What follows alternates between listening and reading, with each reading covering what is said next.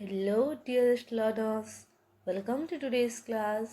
तो पिला माने आम जो प्रीवियस क्लास टी थिला आमे सेथिरे आम जो पोएम रहिछि टेलीविजन ताहा तार केते गुडी स्टांजास आमे ऑलरेडी कवर करि सारिछे आ बाकी जो स्टांजा गुडी को रहिला आई थिंक गोटे ही स्टांजा अछि सेही स्टांजा आमे एही क्लास रे कवर करिबा।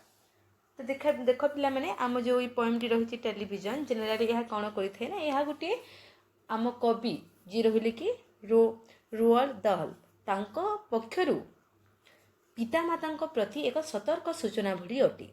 यही पोएम द्वारा कवि आमको जणाई कि किभली भाबरे जो टेलीविजन टी रही जो आम दूरदर्शन रही ताहा किभली भाबरे छोट शिशु मानक ऊपर क्षतिकारक प्रभाव पकाउछि ताहा एई कविता द्वारा चतुरतार सहित कवि आमको जणाई।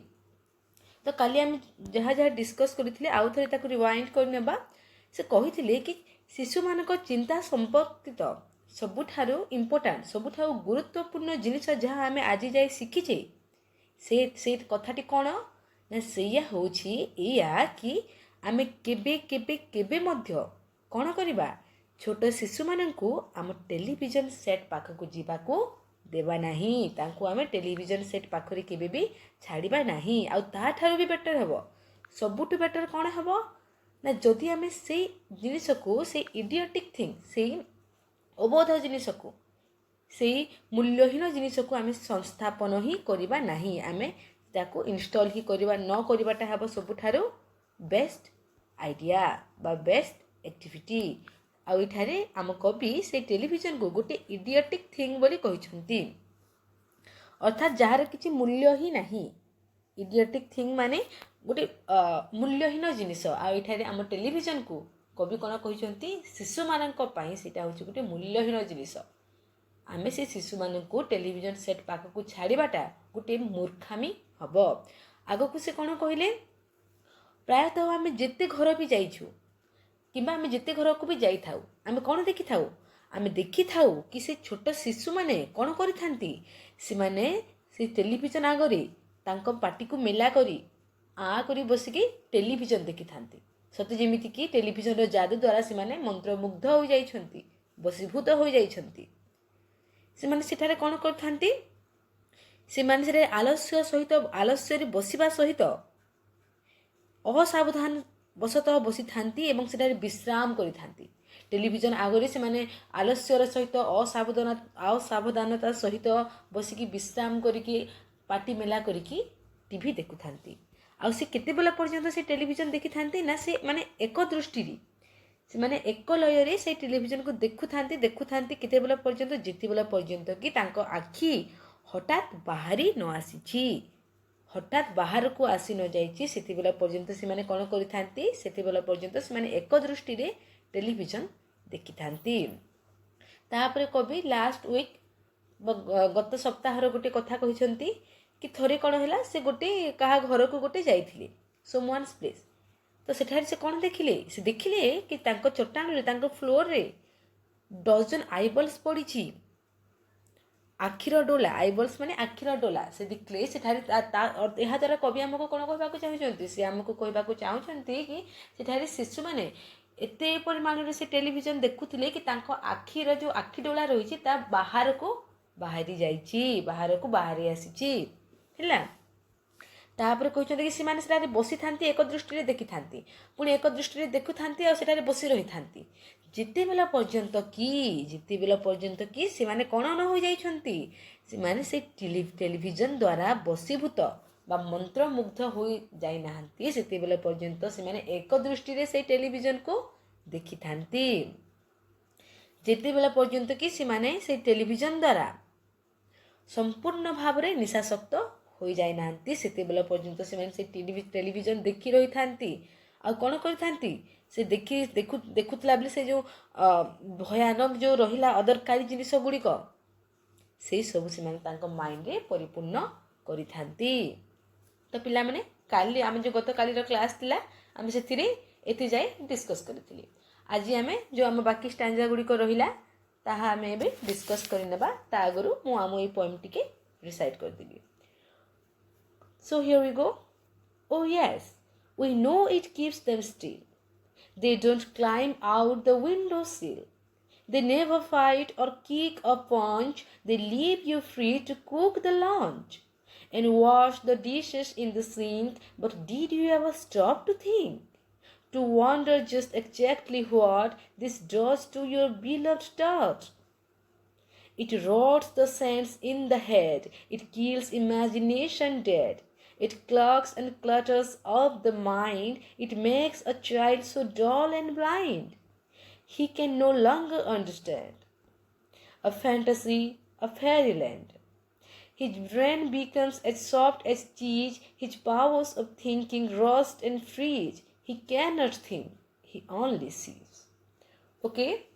So this was our remaining stanzas, and now we will discuss it one by one. आम गोटे गोटे लाइन की तार अर्थ बुझा. तो एठारे कवि कौन कहते? ओ यस, अरे हाँ, we know it keeps them still. आम जानू, नो माने जानिबा, आम जानिछु कि ए जो पिला माने टेलीविजन देखिबा एक्टिविटी रहिला एहा कौन करिथाय? कीप्स माने समान को रखी थाए. केमिति रखी थाए? स्टिल. स्टिल रो अर्थ एठारे हबो स्थिर बा नीरव. आम जानिछु कि टेलीविजन देखिबा जो कामटी रहिला यह शिशु मान को केमिति रखी थाए? सेमान को स्थिर किंबा नीरव रखी थाए. They don't climb out the window sill. दे एठारे काहा को बुझाउची? दे एठारे बुझाउची से चिल्ड्रन मान को, जो माने कि टेलीविजन सेट आगरे पार्टी मेला करके टेलीविजन देखि रहउथांती. तो कोन करथांती? यह टेलीविजन देखिबा द्वारा से माने क्लाइम आउट. क्लाइम माने चढ़िबा. से माने चढ़ी न थांती कोठा को ना विंडो सिल. विंडो माने झरका आ सिल माने आम जो द्वार बंध बा एरुंडी बंध रहिला ताको सिल कह जाय थाए. तो देखो जेनेराली पिला माने कोन करिथांती? छोटे शिशु मान को जदी आमे टिके नजर हटेइबा तो से दुष्टामी आरंभ कर दिथांती, जहा कि तांको जीवन प्रति थरे थरे कोन होई थाए ना विपदग्रस्त होई थाए. तो एठारे कवि कहिसंती कि आमे जानिछु कि टेलीविजन देखिबा शिशु माने टेलीविजन देखिबा द्वारा आम बहुत गुड़ाई काम बंची जाउछि. आमको तांका ऊपर सब बेले नजर रखा पड़ू ना, कारण टेलीविजन देखिबा द्वारा आम शिशु माने कोन करू नाहंती ना, से माने कोनोसी आम झरकार द्वार बंध को चढ़ी जाऊ नाहंती. से माने सर्वदा स्थिर और नीरव रहुछंती. आउ कोन करिथाय से टेलीविजन देखिबा द्वारा ना? टेलीविजन देखिबा द्वारा जो दे शिशु माने नेवर फाइट और किक और पंच. से माने टेलीविजन द्वारा एते बसीभूत हो जाइथांती से माने केबे फाइट अर्थात लड़ाई बा झगड़ा करि न थांती, किंबा किक. किक माने गोइठा बा लात मध्य काको मारि न थांती. आ पंच माने पिधा मारिबा. तो जेनेराली कोन कहिसंती कवि ना? से कहिसंती कि से टेलीविजन आगरे बसिथिबा से शिशु एते मंत्रमुग्ध हो जाइथे से टेलीविजन द्वारा कि से आ झगड़ा कर न थाए काहा पाखरे. जेनेराली कोन होय? छोट शिशु माने जते बेले निज निज मध्य रे खेली थांती तांको मध्य रे झगड़ा उपजि थाए. किंतु एठारे तो शिशु माने कोन करूछंती? से माने टेलीविजन आगरे बसभूत होइकी बसिछंती. तो से कोन झगड़ा उपजाइबे ना? सेतिमाय से कहिसंती कि एई टेलीविजन देखिबा द्वारा शिशु माने कोन करू नाहंती ना, से माने झगड़ा करू नाहंती. से माने काहाकू गोइठा बा लात मारू नाहंती, आ काहाकू विधा मध्य मारू नाहंती. से माने आ झगड़ा करू नाहंती. They leave you free to cook the lunch. यह व्यतीत से माने आउ एही आउ कोन करिथाय आम टेलीविजन देखिबा एक्टिविटी ना? या द्वारा दे से शिशु माने आमको छाड़ी थांती. केमिति छाड़ी थांती? मुक्त माने फ्री. आम पाखरे समय ही समय थाए कोन करबा पई? To cook. कुक माने रांधिबा. रांधिबा पई कोन ना? लंच, मध्याह्न भोजन. आमे शिशु माने जते बेले टेलीविजन देखु थांती या द्वारा आमको आउ गोटे कोन माने आम प्लस पॉइंट मिलुछि ना, या कि आमे बहुत आराम सहित आम मध्याह्न भोजन हो बा जो कौन भी आम खाद्य हो आम से प्रस्तुत कर कहीं ना नहले पिला माने कौन करते ना से बारंबार डिस्टर्ब करते. किंतु एठारे आम शिशु माने जेतु टेलीविजन आगे बसी रही से माने आउ आमको डिस्टर्ब करूना. आम बहुत आराम रे आम लंच तैयारी करि पारुछे. And wash the dishes in the sink. खाली आम आम खाद्य प्रस्तुत करुछे से नुह, आम आउ कौन कर ना आम वाश करुछे. वाश माने धोइबा सफा करबा. आम कौन सफा करुछे? डिशेस आम जो थाली गुड़िक रहिला कोठारे ना सिंक. सिंक माने बेसिन. आम जो आम थाली गुड़िक धोइबा पे घरे तैयारी करिथाउ से बेसिन को आम सिंक कहिथाउ हैला. तो से कहते कि से पिला माने टेलीविजन देखिबा द्वारा कौन लाभ होउछि ना आम माने आराम सहित खाद्य प्रस्तुत करि पारुछे. केवल से नुह ता सहित आम कौन कर पारुछे ना आम आराम सहित आम जो थाली गुड़िक रहा ताको सिंक्रे सफा करी पारुछि। But did you ever stop to think, किंतु तुम माने कथाटी भाबिबा बंद करदेल कि? यही कथाटी भाबिबा बंद करदेल कि? स्टॉप माने बंद करिबा, थिंक माने भाबिबा। तो क्यों कथा? नेक्स्ट से कहते कि to wonder just exactly what this does to your beloved thought. तुम्हें माने भाबिबा बंद करदेल कि? कौन? टू वंडर, वंडर माने विस्मय, आश्चर्य। तुमको आश्चर्य लगुना कि एक्जैक्टली, एक्जैक्ट माने ठीक भाव, पूरापूरी भाव रे यही जो टीवी देखिबा हैबिट, ये जो टीवी देखिबा आदत तुमर बिलव्ड माने अति प्रिय, टॉट माने शिशु, तुम अति प्रिय शिशु को ये जो एक्टिविटी टेलीविजन देखिबा गुणटी कौन करुछि, ता उपरे क्यों प्रभाव पकाउछि, तुमे माने सेटा भाबिबा बंद करी देल कि? वंडर माने भाबिबा, तुमे माने आश्चर्य सहित सेटा भाबिबा बंद करी देल कि? एठारे कवि काहाको क्वेश्चन्स करिसंती ना? एठारे कवि क्वेश्चन्स करिसंती सबु पेरेंट्स माननकु, सबु पिता माता माननकु कि आमे जानुछे पिला माने टेलीविजन देखिबा द्वारा पिता माता को अनेक लाभ मिली थाए। से आराम रे घर काम करि पारि थांती, से 24 घंटा पिलांको ऊपर नजर रखिबा को पड़ी न थाए, से आराम रे खाद्य प्रस्तुत करि पारि थांती, आराम रे से थाली को सफा करि पारि थांती। किंतु से पचारि छंती पिता माता माननकु कि तुमे कोन भाबिबा बंद करि देल कि एई गुणटी, टीवी देखिबा गुणटी तुमर अति प्रिय शिशु ऊपर कि केउ कु प्रभाव पकाउछि? आगकु से कहिसंती, से एबे कहिसंती कि जेउ जेउ कुप्रभाव आम ये टीवी देखिबा गुणटी जेउ जेउ कुप्रभाव पकाउछि आम छोट शिशु मानक उपरे, ताहा एबे आम कवि वर्णना करिसंती। से कहिसंती it rots the sense in the head. TV देखिबा गुणटी कोन करि थाए? रॉट्स, रॉट्स माने सढ़ेई दे थाए। काहाकु सढ़ेई दे थाए? सेंस माने इंद्रिय, आम भाबिबार शक्ति, इंद्रिय मानकु आम माइंड रे, आम मुंड भितरे जो भाबिबार शक्ति अछि, जो इंद्रिय अच्छी ताको कौन कर दे ना, ये रड्स कर दे ताको से सढ़े दे थाए, आम चिंताशील शक्ति को से सढ़े दे थाए। इट किल्स इमेजिनेशन दैट, आम कल्पना शक्ति, आम सृजन शक्ति को तो से मारी दे थाए। किल्स माने मारिबा, इमेजिनेशन माने कल्पना शक्ति। It clocks and clutters of the mind. Clocks माने रुद्ध करबा, ब्लॉक करबा बा बंद कर देबा।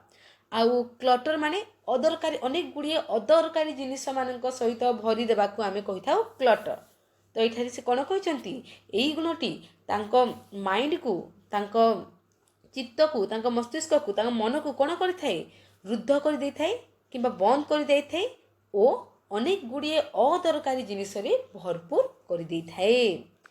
It makes a child so dull and blind. यह व्यतीत से कोन करि थाए? टेलीविजन देखिबा गुणटी गोटे शिशु को डल माने बोका, गोटे बोका बनै दे थाए, आउ अंध, बोका आउ अंध बनै दे थाए। माने से माने ना किछि भाबी पारंती ना, जहा किछि रियल जिनिस देखिले से माने किछि ताको हृदयंगम करि पारंती नाही। He can no longer understand. ही माने काहा को बुझाउची? हम से छोट शिशु को। यह हेबा द्वारा कोन होउची ना, से छोट शिशुटी आउ बुझी पारु नाही। अंडरस्टैंड माने तार बोध शक्ति, तार बोध शक्ति आउ न थाए, से किछि बुझी पारि न थाए। कोन बुझी पारि न थाए?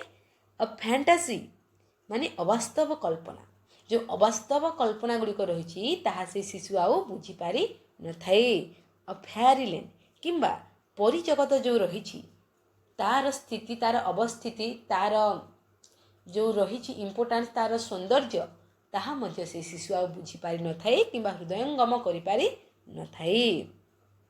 His brain becomes as soft as cheese. Brain माने तार मस्तिष्क, तार मस्तिष्क कौन हो जाए थाए? सॉफ्ट, बहुत कोमल हो जाए थाए। जेमिति कि आम जो चीज रहिला, जो आम घियो, घियो किंबा आम जो छेना कहि था, छेना और घियो जिते सॉफ्ट थाए तार ब्रेन, तार मस्तिष्क मध्य सेते सॉफ्ट हो जाए। यह कहवा द्वारा कवि कौन कहवाकू चाहिए ना, कवि कहते कि से टेलीविजन देखा द्वारा तार मस्तिष्क आउ वृद्धि होई न थाए, ताहा सेतेरे ही सीमित होई रही जाई थाए। हिज पावर्स ऑफ थिंकिंग, तार जो चिंता शक्ति अच्छी, पावर्स ऑफ थिंकिंग माने चिंता करिबार जो शक्ति अच्छी, तार कौन होई थाए ना, रस्ट एंड फ्रीज। ରଷ୍ଟ ମାନେ କଳଙ୍କି ଲାଗିଯିବା, ତାର ଚିନ୍ତା କରିବାର ଶକ୍ତିରେ କଳଙ୍କି ଲାଗି ଯାଇଥାଏ ଆଉ ସେ କ'ଣ ଜମାଟ ବାନ୍ଧି ନେଇଥାଏ। ଫ୍ରିଜ୍ ମାନେ ଜମାଟ ବାନ୍ଧି ନେବା। ହି କ୍ୟାନ୍ ନଟ୍ ଥିଙ୍କ, ସେ ଆଉ ଭାବିପାରେ ନାହିଁ। ହି ଓନ୍ଲି ସିଟ୍, ସେ ଖାଲି ଦେଖି ଚାଲିଥାଏ, ସେ ଆଉ ନିଜେ ନିଜ ଭିତରେ କିଛି ଭାବିପାରେ ନାହିଁ ନା କିଛି ଇଣ୍ଟରପ୍ରେଟ୍ କରିପାରେ ନାହିଁ।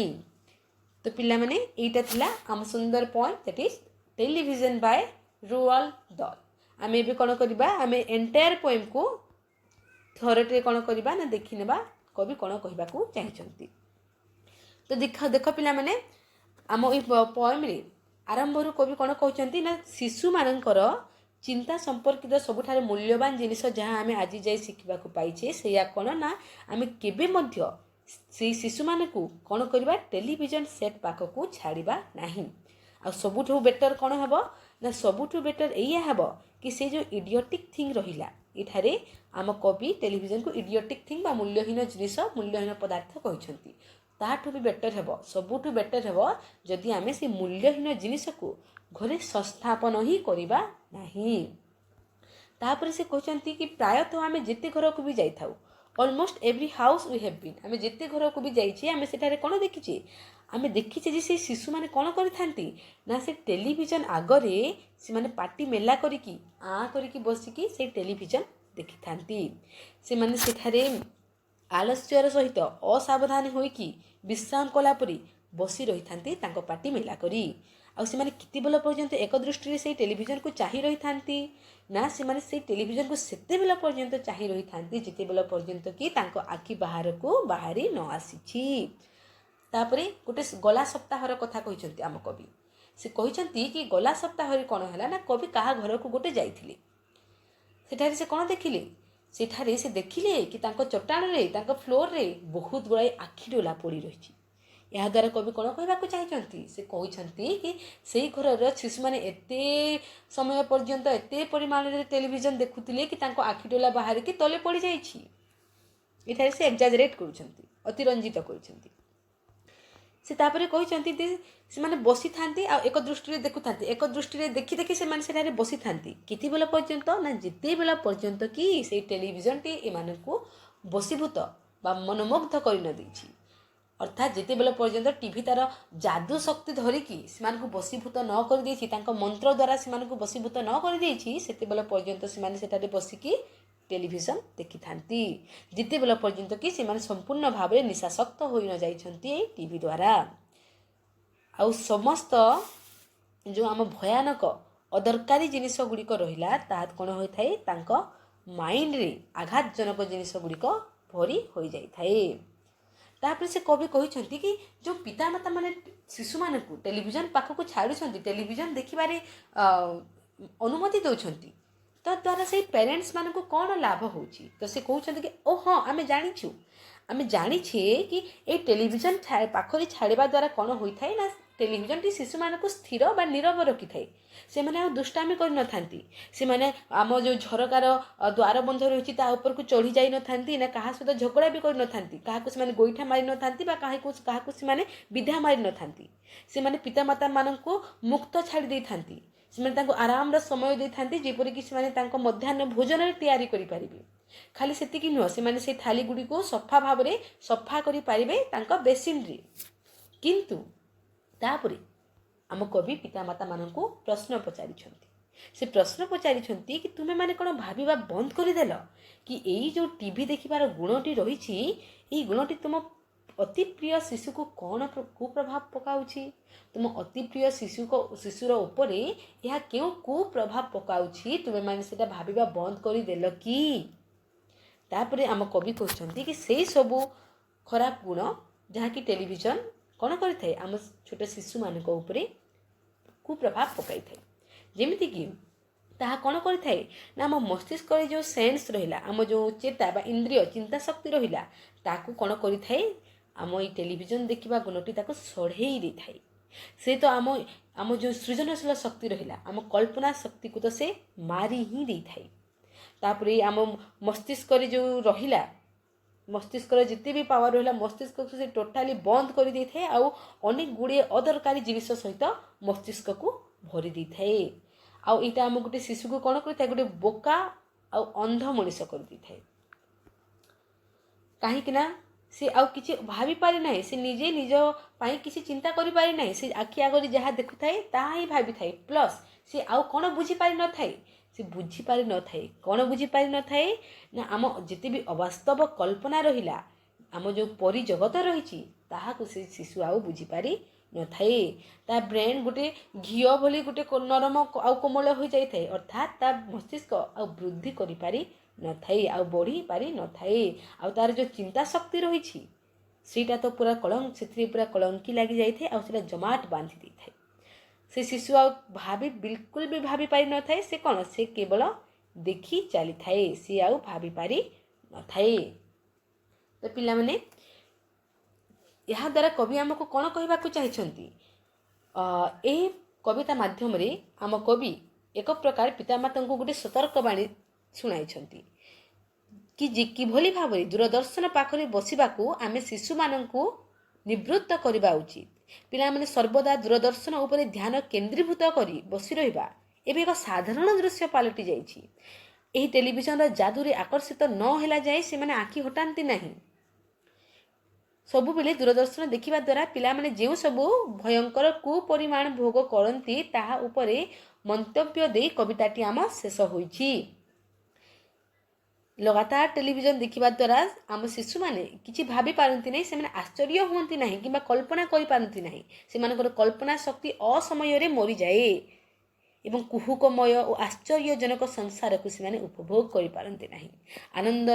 ଆନନ୍ଦକର କଳ୍ପନାକୁ ସେମାନେ ବୁଝିପାରନ୍ତି ନାହିଁ। ତାଙ୍କ ସୃଜନଶୀଳ ଶକ୍ତି ନଷ୍ଟ ହୋଇଯାଇଥାଏ ଏବଂ ଚିନ୍ତନ ଶକ୍ତି ମଧ୍ୟ ତାଙ୍କର ନଷ୍ଟ ହୋଇଯାଇଥାଏ। ଯେହେତୁ ସେମାନେ ଟେଲିଭିଜନ ପ୍ରତି ଆସକ୍ତ ହୋଇଯାଆନ୍ତି, ଅନେକ ଅଘଟଣ ମଧ୍ୟ ଘଟିଥାଏ। ତ ଏହା କହି ଶେଷରେ କବି କ'ଣ କହିଛନ୍ତି? ଫଳରେ ଆମ ଯେଉଁ ଶିଶୁଗୁଡ଼ିକ ରହିଲେ ସେ ସୁନ୍ଦର କାଳ୍ପନିକ ପରିରାଇଜକୁ ମଧ୍ୟ ବୁଝିପାରି ନଥାଏ। ତାର ମସ୍ତିଷ୍କ କ୍ଷତିଗ୍ରସ୍ତ ହୁଏ ଏବଂ ତାର ଚିନ୍ତା ଶକ୍ତି ଉଭେଇ ଯାଇଥାଏ।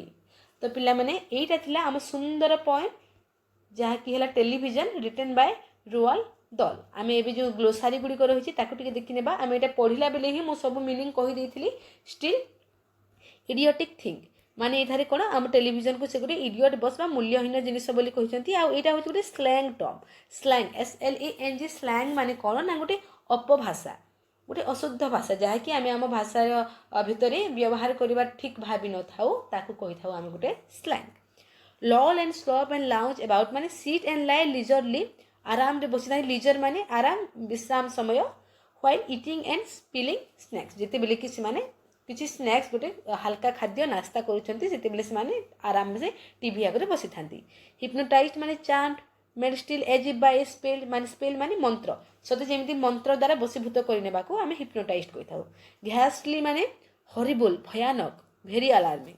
ଜଙ୍କ ମାନେ Ravish, things of little value, ମୂଲ୍ୟହୀନ ଜିନିଷ। ଟଟ୍ ମାନେ ଚାଇଲ୍ଡ, ଶିଶୁ। କ୍ଲଗ୍ ମାନେ ବ୍ଲକ୍ ବା ଚକ୍, ବନ୍ଦ କରିଦେବା, ରୁଦ୍ଧ କରିଦେବା।